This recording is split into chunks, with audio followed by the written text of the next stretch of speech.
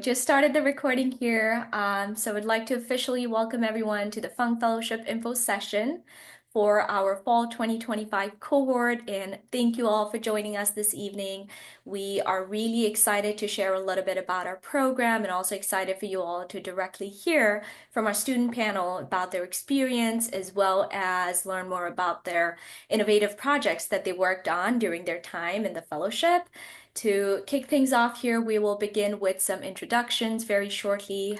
We also have a few slides prepared for you all to give you a little peek into what the fellowship entails. If you have any questions at any point during the session, feel free to drop them in the Q&A chat. We will also have some time at the end of this session for an open Q&A with our student panel. Also, thanks to everyone who have already submitted their questions through the interest form. If you haven't already done so, please take a moment to fill out the interest form. You can scan the QR code or use the bit.ly link that you see on the screen so that you can receive additional updates on the application timeline as well as any next steps. So with that, I am going to quickly go over this agenda we have for today. So first up, we will be kicking things off with a quick round of introductions, and then we'll dive into our program information. We'll be sharing a little bit about our story, how this fellowship came to be, and how it has evolved over the years. We will also share some key areas and topics and that we explore within the fellowship. We will also talk about our track offerings, where you'll get a closer look at the two tracks we currently offer, health and conservation sustainability. Then comes one of the best parts of this info session, our student projects. You will be hearing directly from our student panel about their projects with industry and community partners. After that, we'll go over some important details about the application process, some other recruitment events we have coming up this week until March 4th, as well as next steps on the application and deadline. And finally, we will wrap up with a Q&A session. So if you have any questions, as I mentioned before, you can either drop them in the chat or unmute and ask or share your questions at the very end. Just a quick heads up, I'm just realizing that when I'm sharing my screen, I won't be able to see the chat in real time. I also have like this weird multiple screen situation going on, but I'll be sure to get to your questions once we reach the Q&A segment. Sound good? All right, we'll get started here.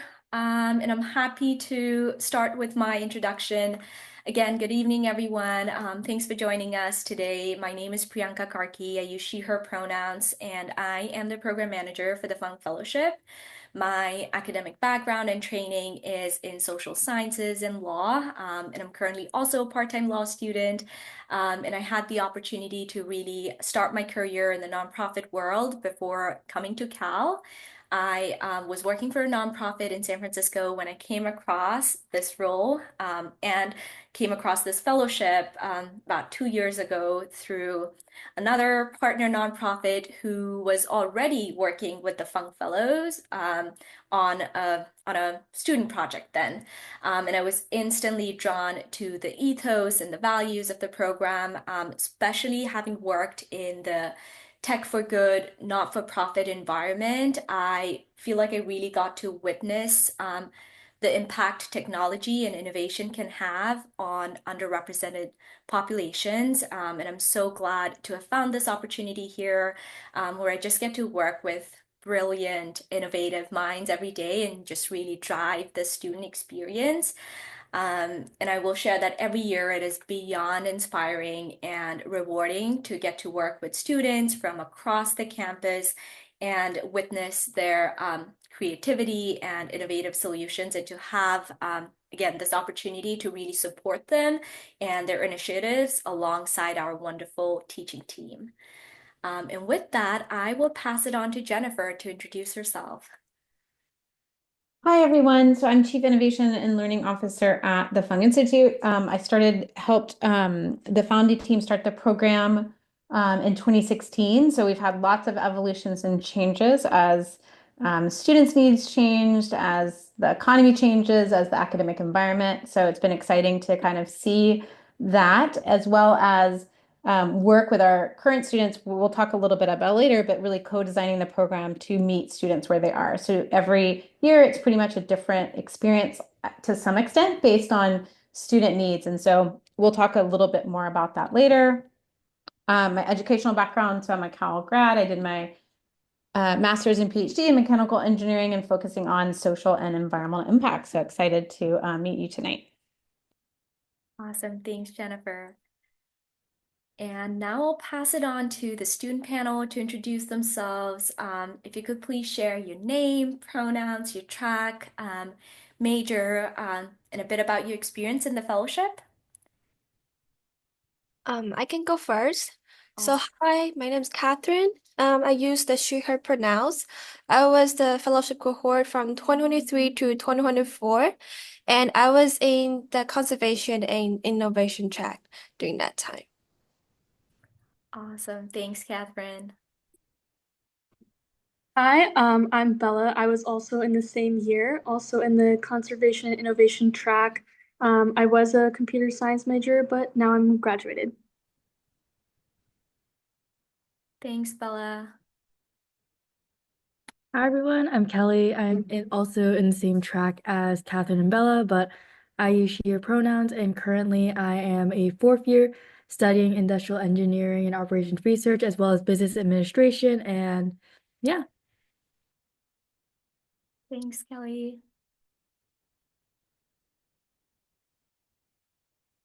Hi, Shant. hi everyone. My name is Shine.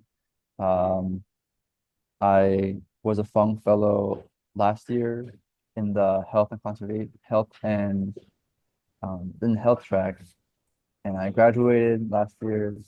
Um, yeah, I majored in cognitive science. Thanks, Shine. Sorry. Hi guys, my name is Shreya. I majored in American Studies and I am a Fung Fellow alumni. I was also in the conservation track. Awesome. Thanks, Shreya. Shantae, are you on the call?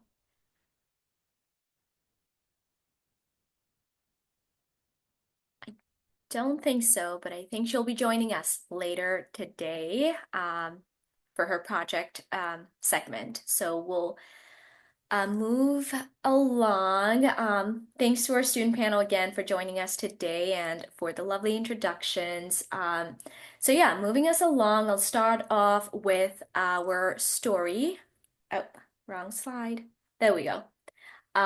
So like many other programs on campus, and as Jennifer mentioned, we've gone through many iterations and evolved and continue to evolve, responding to changing student needs, shifting global dynamics, especially after the pandemic, and of course, our student feedback. You've probably already seen or noticed a little bit of that on our website. We really do focus on co-creating student experience for impact, which means we continuously gather feedback, engage in active dialogue and participation to improve our offerings, and really making sure we're tailoring our resources to meet the unique needs of our students, especially since we have a very interdisciplinary group of students. And so, yeah, it has been an iterative process, but our story really began back in 2016 as the brainchild of Coleman Fung, as pictured here with Pearl, a Cal alum, an Army veteran, and an entrepreneur, and much, much more. He had a vision to create an undergraduate opportunity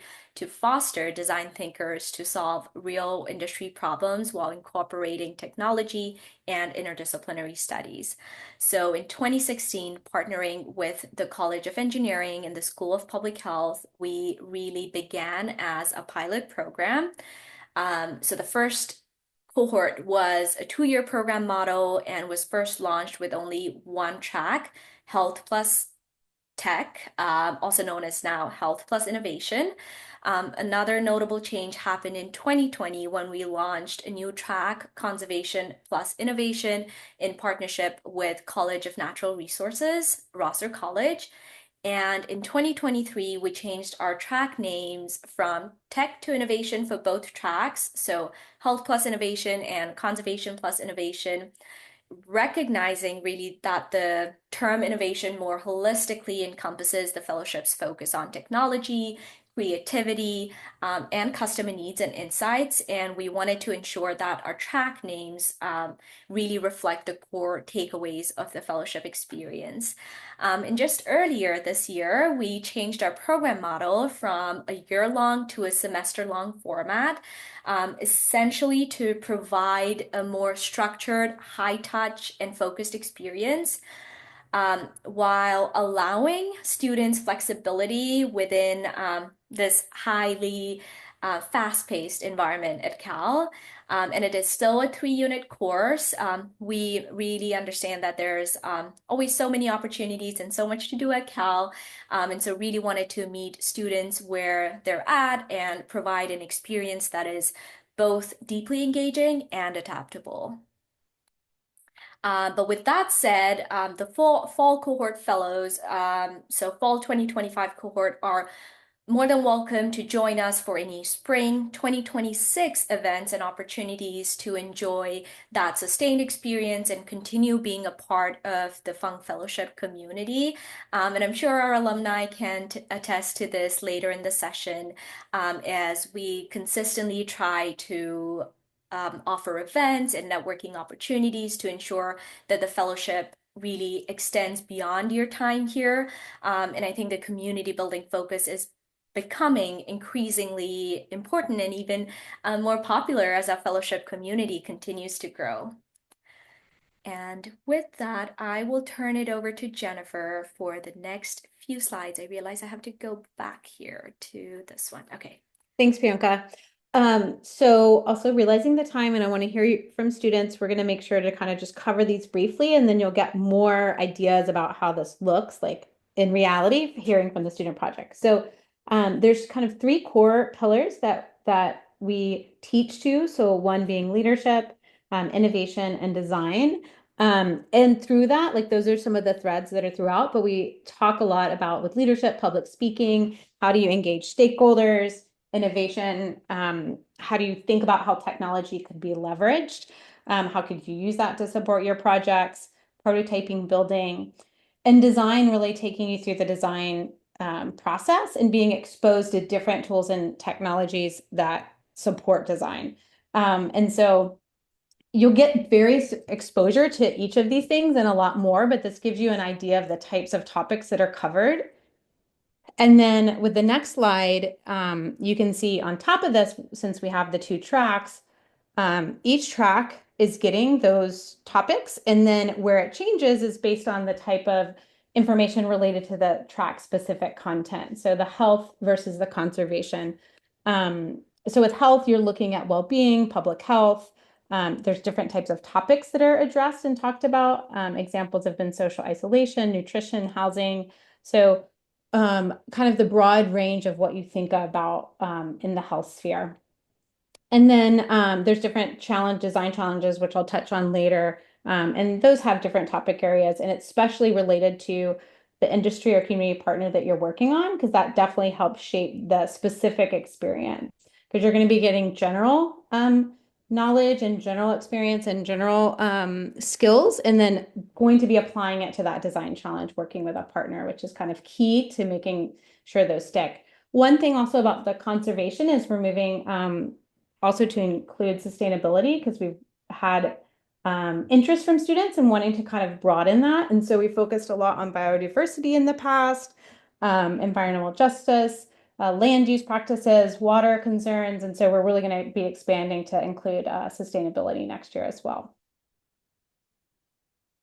So as I alluded to, so you're going to take these topics, you're going to take this content for the specific track, and then apply that to a design challenge. And so it's going to be a semester-long design challenge where you'll go through these phases with an industry or community partner.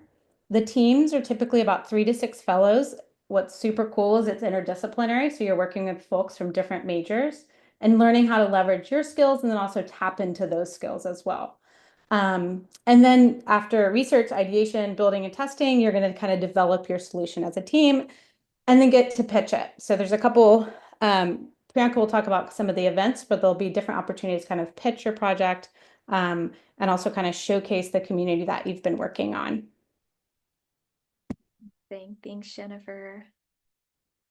Awesome. So we'll talk a little bit now. We'll talk a little bit about what truly drives this fellowship, the core elements of impact-driven innovation, which you can see is at um, what sits at the heart of the fellowship, and they really serve as the foundations for how we learn, design, and implement change in the real world here in the fellowship and beyond.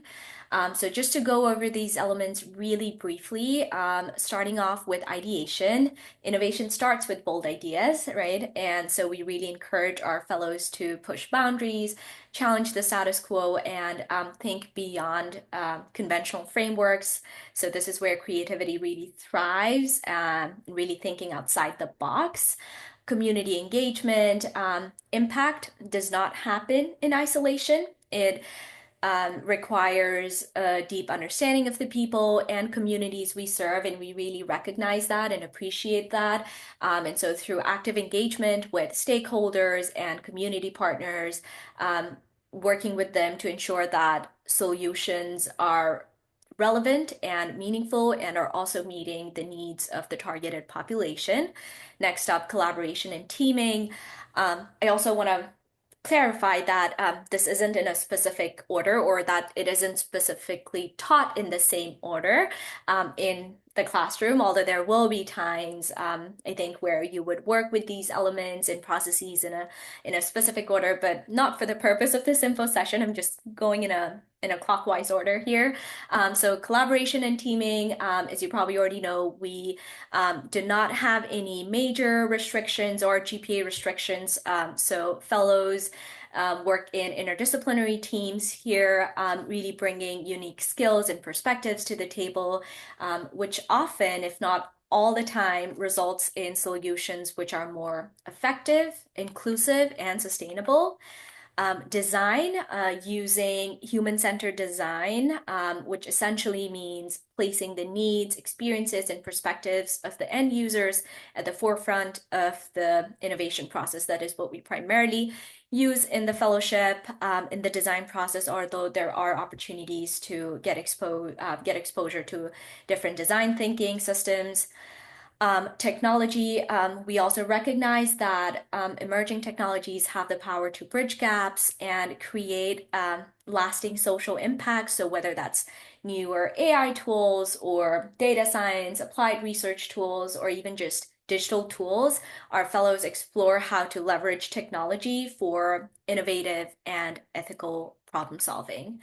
Leadership, which is, it includes both leadership development as well as leadership exploration.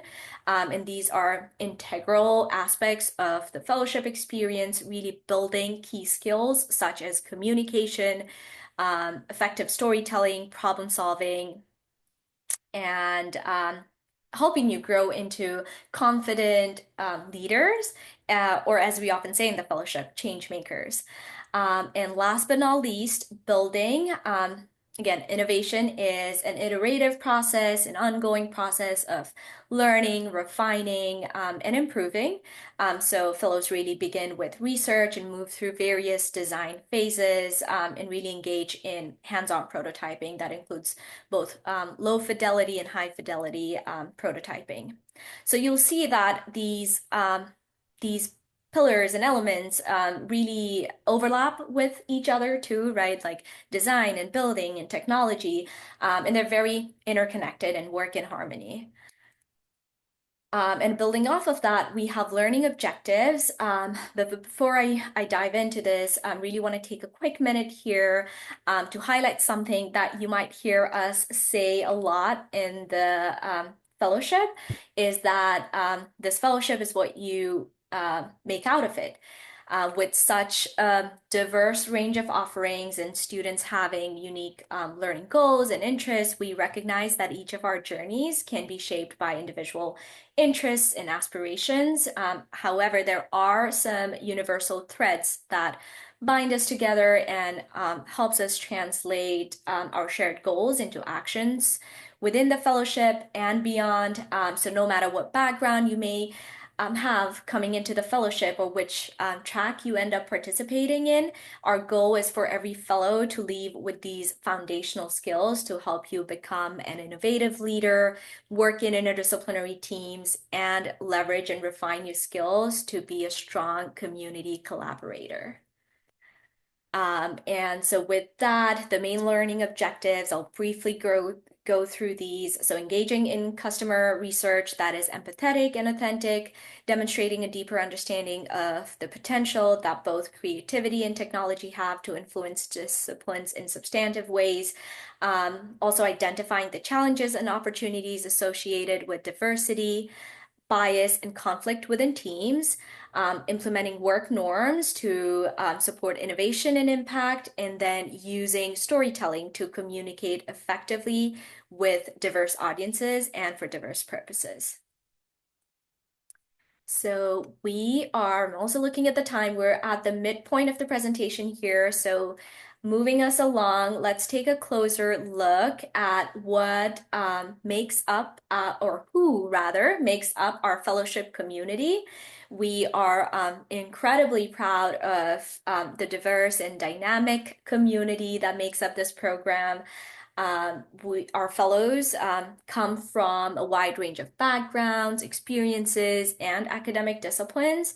The data you see here represents all fellows to date, giving us a broad picture of the community we've built over time. And the word cloud that you see here represents the diverse majors and academic disciplines of our fellowship community. Every year we represent over 20 to 25 majors on campus. So as you can imagine, it's a very interdisciplinary group. And a few more pictures here showing you what the fellowship may look like inside the classroom. Some of these pictures were taken during the usual lectures and labs we have every week, as well as during different events we hold throughout the year, including final semester events, end of year showcase, networking events, industry site visits, and much more. We also have guest speakers come in each semester to share more insights on different professional experiences, best practices, like career insights in your respective tracks. And there are also some cross-cohort community building opportunities we offer throughout the year. And next up, as I think I had mentioned before, this is one of the best parts of this info session. We have student projects. So without further ado, I will now turn the spotlight over to our student panel to share a little bit about their projects and what solutions they came up for their design challenges. I think first up we have Catherine. Hi, it's Catherine again. So during the first semester of my fellowship, the theme of the project was to improving public knowledge and awareness around biodiversity. And during the brainstorming phase of me and my teammates, we thought that, oh, since sounds or like audio is such a natural way for a human to understand the quality and attributes of wildlife since we're young, like when you hear, for example, when you hear about the birds chirping outside a window, you know that, oh, there are birds and there are like probably insects around your yards. And they are not just wildlife that is living far away in a national park. They are something that live around us all the time. And we thought that why don't we use that? And so we created a how might we question that is, how might we use a sound detection device to engage high school students and educators in biodiversity? So we partnered with the Civic Design Studio and Castleman High School, and thanks to a fellowship, we get the budget to purchase a few audio month devices, which is a kind of device that could detect the electric wave in the environment and record sounds with really, really high quality. And they're like light, they are waterproof, they're easy to be tied on trees, so it's just perfect to be used to detect sounds of wildlife. And so me and my teammates during the project, we filmed a how-to video to explain to students how to use the audio month properly. And we also decide 5 curriculum such as mindfulness through the ear or intro to biodiversity to give some suggestions to the high school educators of how can they use or incorporate the audio month to their day-to-day life curriculum. And for about the mindfulness through a year, we teach students about like mindfulness meditation. We invite students to go into the Castleman High School backyard to listen to the natural sounds for 5 minutes and record down what I hear and their thoughts and comment of the sounds into the notebook.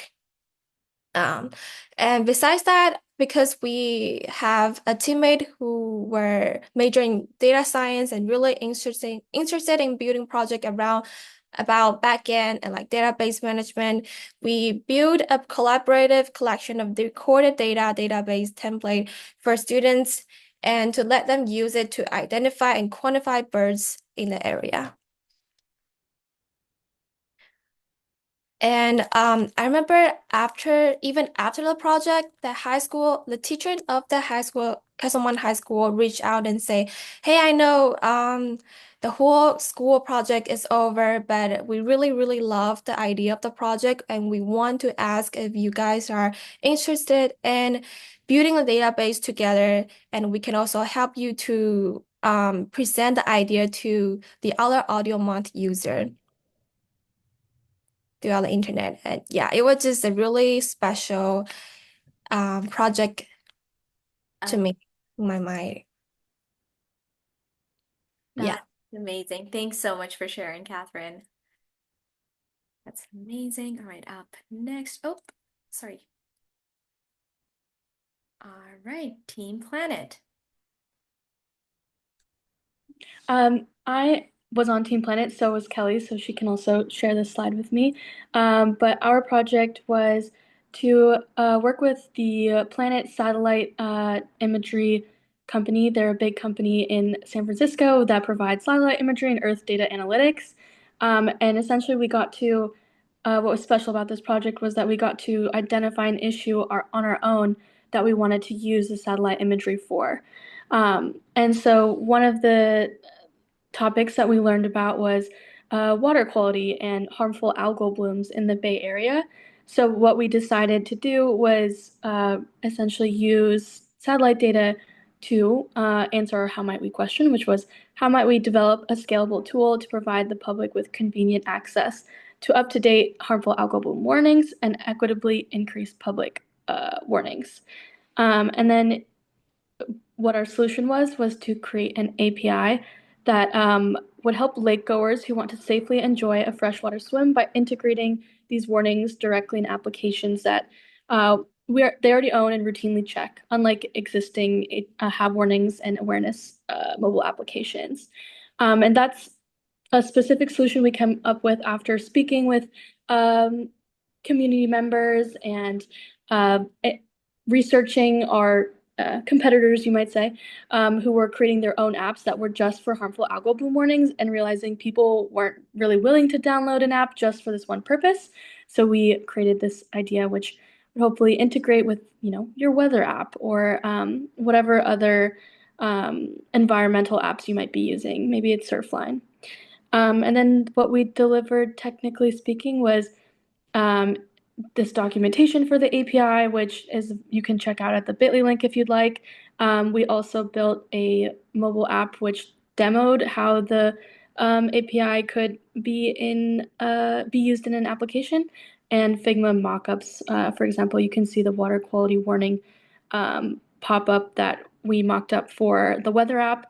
And then we also worked on a validation report to validate that the satellite imagery actually provided the information that we needed in order to identify a harmful algal bloom. And Kelly, if you want to take over and talk about that aspect or anything else. Yeah, no. So our team was pretty unique in which half of it was very STEM based. For example, there were a lot of engineering and computer science majors. The other half was a lot more based on conservation, such as environmental economics or conservation resource studies. So this project basically encapsulated what it was like to combine the aspects of conservation and tech together.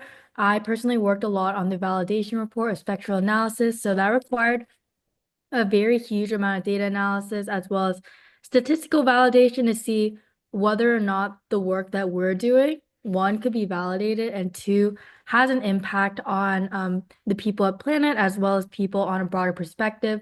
So I feel like getting to like go on site, getting to go on meetings with Planet every single week really helped us develop that sort of perspective, like, oh, are we building something that we're interested in creating, or are we building something that is a physical need within Planet in the Bay Area, which we felt like we were able to accomplish because harmful algal blooms do occur in a lot of areas in the Bay Area. Specifically, if you go a little bit up north, you could see it in Berkeley's Tilden Park. So it was just really cool seeing the broader impact of how our project could be expanded to areas beyond the Berkeley city. That's amazing. Thanks, Bella and Kelly. Awesome. Up next, we have Shantea. Shantea, if you'd also like to briefly introduce yourself. Yeah, hi everyone. My name is Shantea. I'm a current Fung Fellow right now. So I'm in the program. I'm in the conservation and innovation track. I am a political science major, which goes to show you that really you can be any major and apply to the Fung Fellowship program as long as you are like really interested in either design or in conservation or even in the health track. So yeah, so I can go into the project that I did last semester. So we worked with Reclaim Our Power, which is a utility justice organization. I believe that they were a nonprofit, and they were trying to understand and compare the rates of PG&E, which is a public utility, versus a private utility. There were other groups that were working on like wildfires specifically pertaining to PG&E, which is super prevalent now, especially with the wildfires that happened in Southern California. So there was like kind of a few projects you could pick from, but the one that me and my group chose to do is mapping out average rates of PG&E compared to private utilities to kind of see, how would a private utility affect the state of California? And through that, we used ArcGIS to make like an interactive map so that anytime someone wants to go in and say, how can we compare these rates?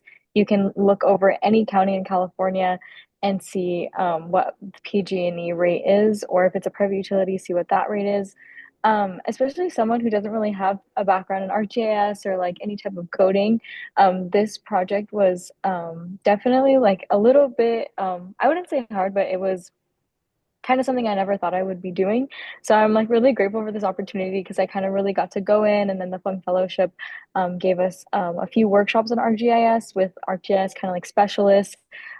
So through that, I was able to get the tools to finish this project. So I would definitely say, even if you're not from like a STEM major background, but you still, these are really prevalent technologies that are being used, especially with the rise of like AI and things like that. So that's kind of what got me interested in the fellowship. So I'm really glad that I was able to like get the opportunity to kind of learn the ins and out of ArcGIS and kind of like how to code, how to make like an interactive web face.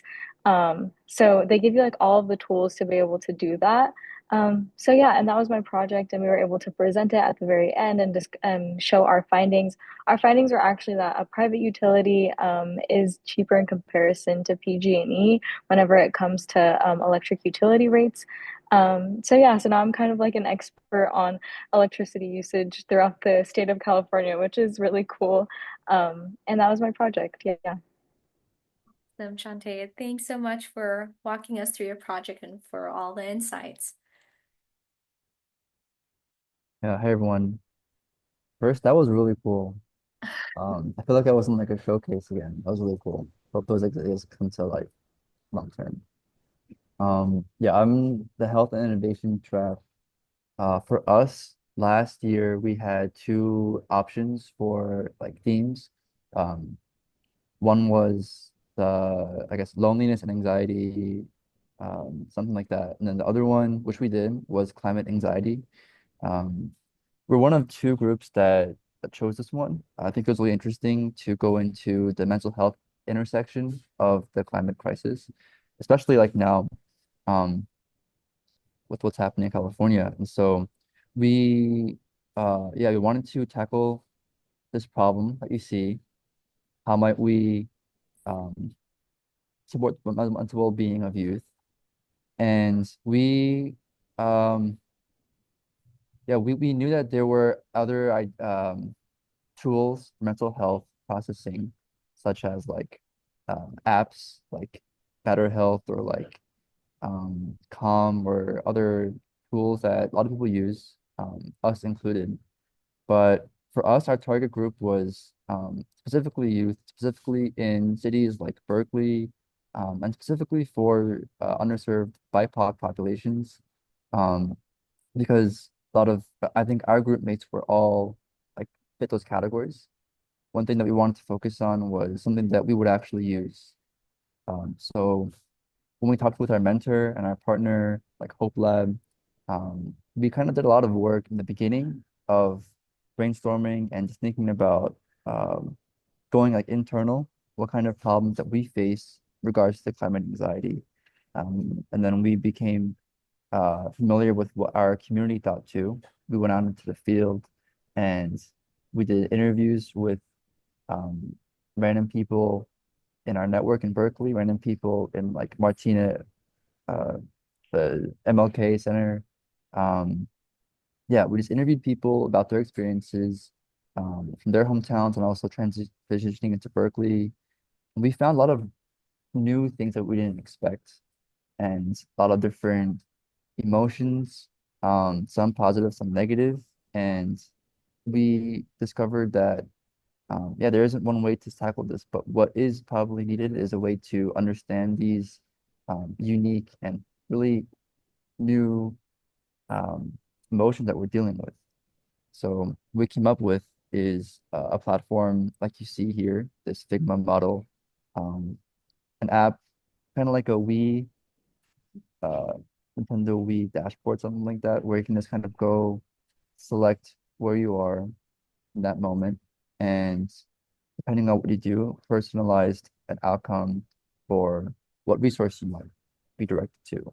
So maybe you might need a just like a hiking trail to go to in Berkeley. Maybe you might need like an audiobook if you're curious about something.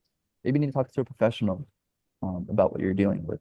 So our idea was that, yeah, we know that people from BIPOC populations coming to Berkeley or cities experience unique problems and emotions, and so we wanted to really do something that we would use.